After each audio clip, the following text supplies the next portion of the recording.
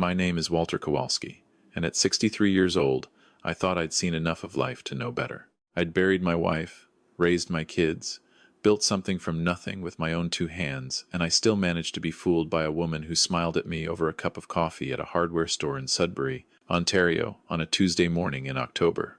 But I'm getting ahead of myself. I should start by telling you what I never told her. What I never told anyone outside of my accountant, my lawyer, and my two grown children. For the better part of 18 years, I've been going to work every morning at Kowalski & Sons Building Supply, the largest independent building supply company between Sudbury and Salt Sweet. Marie wearing the same steel-toed boots I've worn since I was 35, driving the same used pickup truck I bought second-hand in 2019, and eating lunch at the same Tim Hortons on LaSalle Boulevard where a double-double costs the same as it did a decade ago.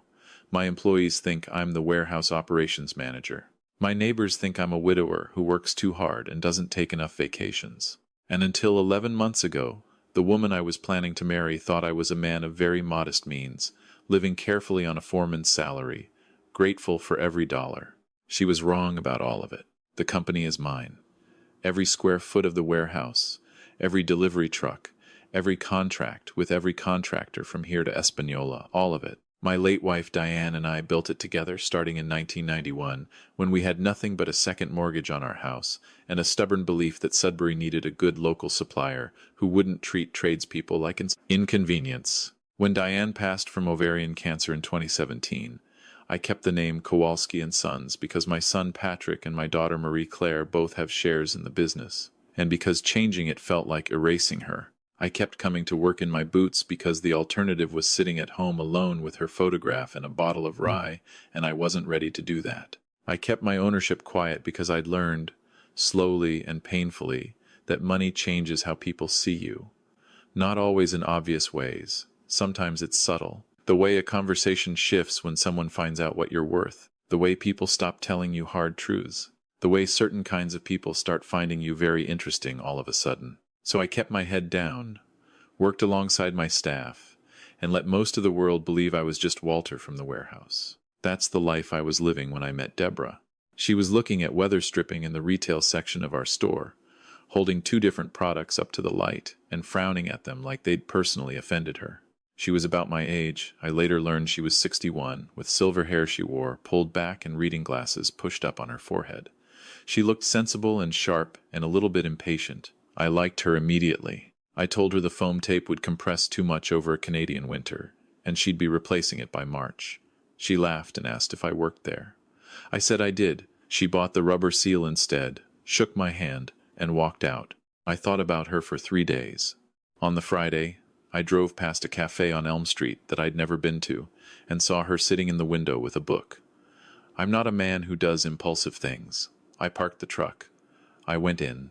I sat down 2 tables away, ordered a coffee, and tried to figure out how to start a conversation without seeming like I'd followed her. I hadn't. But I understood how it might look. She solved the problem for me. She looked up, recognized me, and said, "Weather stripping man." I said yes. She asked if the seal was working. I said I hadn't installed it. She had. She laughed again. That laugh was going to be a problem for me. Her name was Deborah Ashworth. She was recently retired from a 25-year career as an administrator with the Sudbury Catholic District School Board. She had 1 adult daughter, a son-in-law, and 2 grandchildren who lived in Barrie. She'd been divorced for 14 years. She owned a tidy bungalow on Notre Dame Avenue, drove a sensible car, and spent her Friday mornings reading in cafes because she'd spent 30 years eating lunch at her desk, and she'd promised herself she was done with that. I told her my name was Walter, that I worked at a building supply company, that I had 2 kids and 2 grandkids, and a house out in Valcarin that was too big for one person. I told her my wife had passed 6 years ago. She said she was sorry. The way she said it was quiet and real, not performative. I noticed we had coffee that Friday, and then we had dinner the following Thursday, and by Christmas we were spending most weekends together. She met Patrick and Marie Claire in February, over a Sunday roast at my house. They liked her. They told me afterward that she seemed grounded and straightforward. Patrick said, "She doesn't seem like she's trying to impress anyone, Dad." That was the best thing he could have said. Through all of it, I told her what I always told people. I worked in warehouse operations. Good steady job. I'd been there a long time. I owned my house, had a bit saved, nothing extravagant. She nodded and never pushed further. She wasn't interested in my finances. She talked about her own pension, her own savings, her plans to do some traveling once her hip healed from a minor surgery she'd had in the fall. She split the bill at restaurants and got annoyed when I tried to cover it all. I was, for the first time since Diane died, genuinely happy. I proposed in April, on the dock at Ramsey Lake at sunset, with a ring I'd had made by a jeweler in the Makonnen building downtown. She said yes before I finished the sentence. She was crying and laughing at the same time, and she said, "You ridiculous man." Yes, obviously yes. We called the kids that night. Marie-Claire screamed with happiness. Patrick said, "Dad, I'm really glad. I slept better that night than I had in years." Then her daughter came to visit. Her daughter's name was Courtney. She was 34, pleasant enough on the surface, and she arrived from Barrie with her husband Kevin the first weekend of May with a bottle of wine and a lot of questions dressed up as conversation. The questions, I noticed, kept circling back to my finances. Not directly, not rudely, but they were there. What kind of company was it? Big operation? Did I have a pension? Was the house paid off? Had Diane's estate been settled years ago? Was there anything from that still outstanding? I answered simply and without detail. Modest job, modest savings, house is mine. Everything's been settled for years. Courtney smiled and talked about something else. After they left, Deborah said, "Sorry about that. Courtney worries. She just wants to make sure I'm taken care of." I said that was understandable, but I watched. The change in Deborah was slow and subtle. And I want to be careful here because I don't want to tell a story I don't have the evidence for. What I can tell you is what I observed. After Courtney's visit, Deborah started mentioning the future differently, not in a warm, planning our life together way, in a logistical way. She asked about the house in Val Caron. How large was it exactly? Did I have plans for it? Had I thought about what would make sense at our age in terms of property? She asked if I'd updated my will recently. She mentioned, more than once, that Courtney had suggested we each sit down with a financial planner just to make sure everything was organized before the wedding. I listened to all of it and said very little. Then, on the third Saturday of May, 6 weeks after our engagement, I arrived at her house at 10 in the morning for what was supposed to be a day of yard work and lunch, and I found Courtney and Kevin already there, seated at the kitchen table, with a man I didn't recognize. There were papers on the table. The man had a briefcase. Deborah looked at me when I came in. Something crossed her face. It wasn't guilt, exactly. It was more like calculation. "Walter," she said, "sit down. There's something we want to discuss with you." I sat down. The man with the briefcase introduced himself as a financial consultant. He had a pleasant handshake and a card I glanced at and then set on the table. Courtney leaned forward and began speaking in a warm, reasonable voice that I immediately understood was rehearsed. The gist of it was this. In preparation for our marriage, the family had been thinking about how to protect everyone's interests. Deborah had assets. I had assets. Rather than navigate the complexity of merging finances for two people our age, with grown children, existing estates, potential healthcare costs down the road, they had drawn up a proposal. I would transfer the title of my house in Val Caron into a joint holding, to be managed through a numbered company. Courtney's husband, Kevin, had already registered in Ontario. This would, the consultant explained smoothly, protect both of us. Ensure the property wasn't subject to probate. Allow us to live there together while shielding the asset. The papers were already drafted. There was a pen on the table. I looked at the papers. I looked at the consultant. I looked at Kevin, who was studying the table. I looked at Courtney, who was smiling. I looked at Deborah. "How long have you been planning this?" I asked. "We just want to be practical, Walter," Courtney said. "I'm asking Deborah." Deborah looked at her hands. Courtney thought it would be a good idea to have everything sorted before. "How long?" I said again, quietly. She didn't answer. I picked up the papers and read them carefully. I'm not a lawyer, but I've been signing contracts for 30 years, and I know what transfer of title means, and I know what a numbered company means, and I know that Kevin, who I'd met 3 times, being the registered director of a company that would hold my house, meant that Kevin could, under certain circumstances, exert control over that property. The papers were well drafted. They were not simple. Someone had paid for them to be prepared. I set them back down. I appreciate the thought, I said, but I won't be signing anything today. Courtney's smile thinned.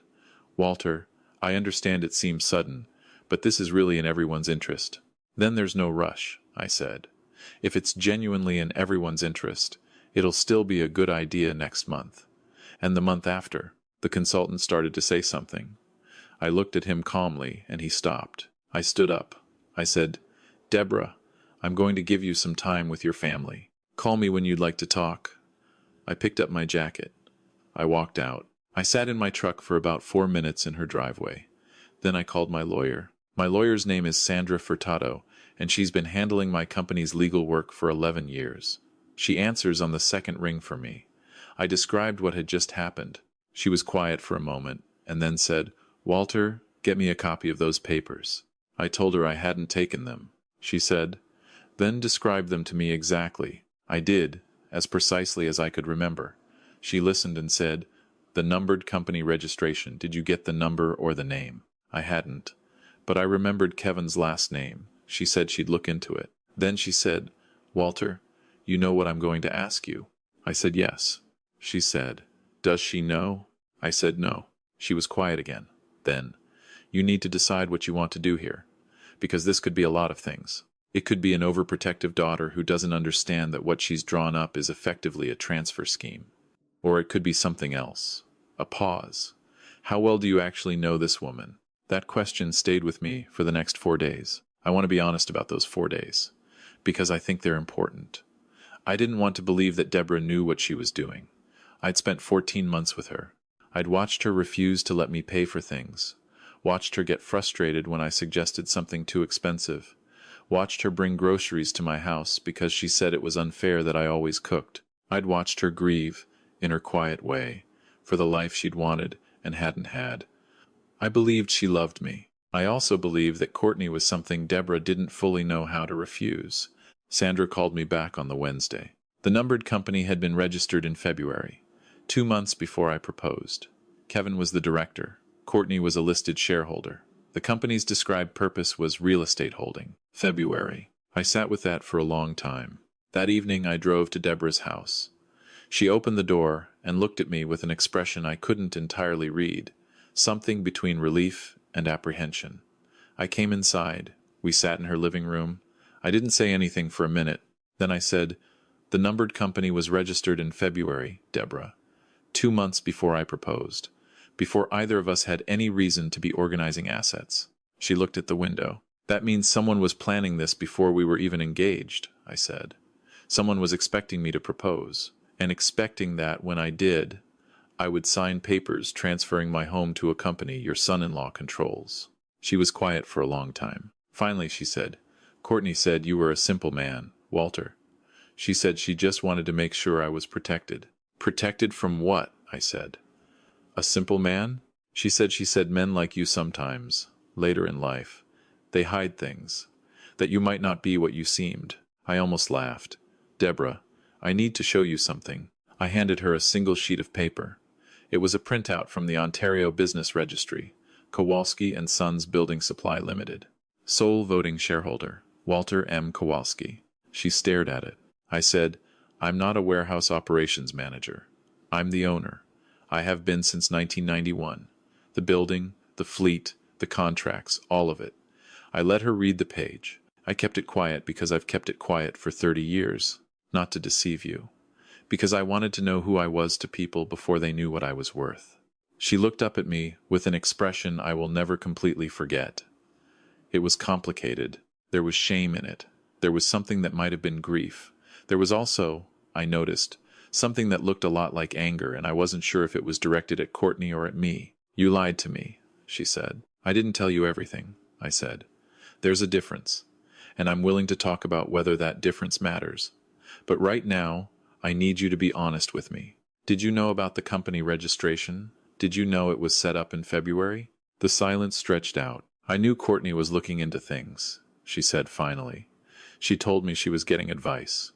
I didn't know the details, but you knew the papers would be waiting on your kitchen table that Saturday. A pause.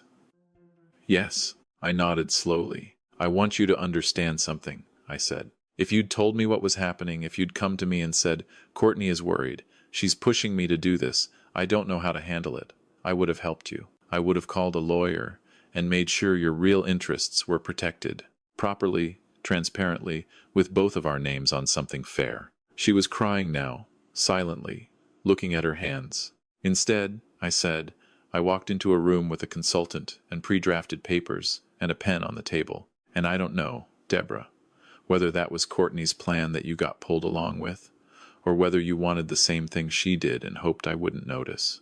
I love you, Walter, she said. I believe you might, I said. But I also know that love and honesty are not the same thing, and right now I'm missing the second one. I stood up.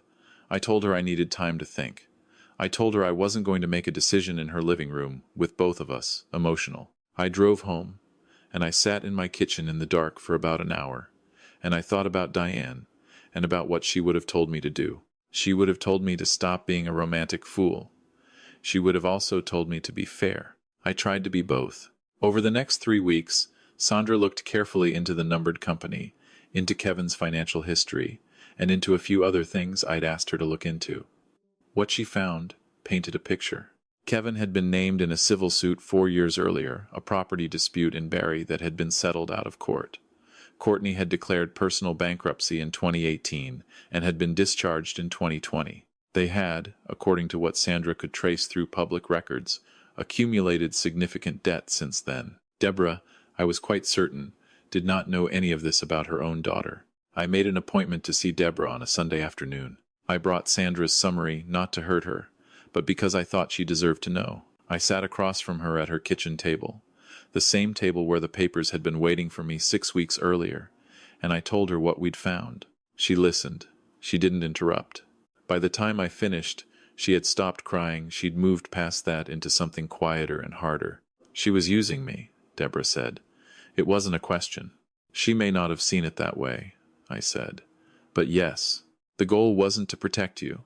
If I'd signed those papers, Kevin would have had a directorship over a company holding a property he never earned. And in the event of anything happening to either of us, that company's assets would be subject to the director's decisions. Deborah sat very still. What would you like to do? I asked. She said she needed to talk to Courtney. I told her that was completely her right. I told her that whatever happened between her and her daughter was not mine to involve myself in. That was her family, her relationship, and her call entirely. She nodded. Then she looked at me directly and said, "And us?" I'd thought about this for 3 weeks. "I think we got here too fast," I said. "I think we're good together. Or we could be. But there's a conversation we should have had months ago that we skipped, and a trust I had that got broken, and those things need time." I looked at her. "I'm not walking away, but I'm not proposing again tomorrow either." She said she understood. She asked if she could return the ring. I told her to keep it for now. She started to protest, and I said, "Keep it. We'll figure out what it means later." I left her house feeling tired and sad, and underneath both of those things, something that took me a while to identify. It was clarity, the kind you can only get after something difficult has been examined all the way through. Courtney, when Deborah confronted her, denied everything for about 20 minutes, and then began to cry and said she had only been trying to help and that the debt was just temporary, and that she had been terrified of her mother ending up with nothing. Deborah called me that evening and relayed all of it, her voice flat and exhausted. I listened. The numbered company was dissolved the following month. Kevin, to his credit, did it without argument. Once Deborah made clear, she understood what had been attempted. As for Deborah and me, we took 4 months apart, mostly. We had coffee twice during that time, cordial and careful. She started seeing a therapist, which she mentioned without embarrassment, and which I thought was a brave thing to do. She had some hard conversations with Courtney. Slowly, I understood. She was learning what her daughter's life actually looked like. The debt, the stress, the way fear had led to a scheme that Courtney had probably convinced herself was justified. I did my own thinking. I talked to Patrick and Marie Claire. Marie Claire, who has never once in her life let me feel sorry for myself, sat across from me in my kitchen in Valcarin and said, "Dad, do you think she knew the whole plan, or do you think she got pulled into it?" I said honestly that I believed it was somewhere in between and that I wasn't sure the answer changed what I felt. She said, "The question is whether you trust her now." Not then, now. She poured us both a coffee and waited. I thought about it. The thing about trust is that it isn't binary. It's not present or absent. It's built, over time, out of repeated choices. What Deborah had done or allowed to happen was let her daughter's panic override her own judgment, at least for a window of time. That was a failure. It was also, I came to believe, a human one. The question Marie Claire was really asking was whether I believed Deborah was capable of making different choices going forward. Whether the version of her that had sat quietly in that room with the papers on the table was the whole of who she was, or whether it was a chapter. In October, nearly 6 months after that Saturday in May, Deborah called and asked if she could come by. She arrived on a Thursday evening with a container of butter chicken from a place on Paris Street that I'd mentioned once, months ago, was my favorite. She'd remembered. She set it on the counter and turned to me and said, without any preamble, "I should have told you what Courtney was planning. I was afraid of how you'd see me, afraid you'd think I'd encouraged it. So I said nothing and let it happen, and that was wrong. And I'm sorry. No performance. No extensive explanation. Just the thing itself." I served the butter chicken. We ate at my kitchen table and talked for 3 hours. About Diane, which I don't often do. About her marriage, and why it had failed, and what she'd learned from it. About Courtney, who was in the process of dealing with her debts, honestly, for the first time in years. About getting older and being scared and making bad decisions because you're scared. At the end of the evening, she stood in my front hall and said, "I'm not asking for anything, Walter. I just needed you to know that I understand what I did." I held the door open and said, "Same time next Thursday?" She looked at me for a moment like she was checking whether I meant it. I meant it. We're taking it slowly. There are no papers on any tables. Sandra has drafted a straightforward cohabitation agreement. When we get there, if we get there, that protects both of us, plainly and transparently, with both our names on it and both our lawyers having reviewed it. Deborah knows, now, what I own and what it means. She was quiet for a long time after I explained it fully. Then she said, "I would have loved you anyway, you know." I told her I was starting to believe that. She said, "Good, start faster. I'm not going to tell you that everything is simple now, because it isn't. We're two people in our 60s carrying 60 years each of experience and choices and loss, trying to build something honest on ground that had a crack in it. That takes work. But I'll tell you what I've learned, because I think it matters. If you are building a life with someone at any age, but especially past 60, when the stakes feel higher because the time feels shorter, do not let love be a reason to skip the hard conversations. Not about money, not about family, not about what your children know or want or fear. The most expensive thing you can do is assume that love makes the practical things irrelevant. It doesn't. It makes them more important, because there's more at stake. Background checks sound clinical and cold, but knowing who someone is, their financial history, their adult children's circumstances, the pressures they carry that they haven't mentioned is not a violation of romance. It is a basic act of self-respect. And if someone is right for you, that knowledge won't diminish them. It will give you something solid to stand on. Do not transfer title of anything you own into a company you did not create. Do not sign documents you haven't had reviewed by your own lawyer. And do not let the warmth of a new relationship convince you that there is no such thing as a conflict of interest. There is always such a thing. Recognizing it is not cynicism, it is wisdom. And finally, this one is harder to say. But I believe it. Sometimes the people we love make bad choices because they are afraid, not because they are bad. That doesn't erase the choice. It doesn't mean you have to stay, but it does mean that before you decide, it's worth asking whether what happened is the whole story, or just a terrible chapter in a longer one. I'm Walter Kowalski. I'm 63 years old. I drive a used pickup truck and eat lunch at Tim Hortons and go to work in steel-toed boots at a company that belongs entirely to me. And on Thursday evenings, I have butter chicken at my kitchen table with a woman who remembered what I said I liked and who told me the truth when it cost her something to do it. That's enough. That's more than enough.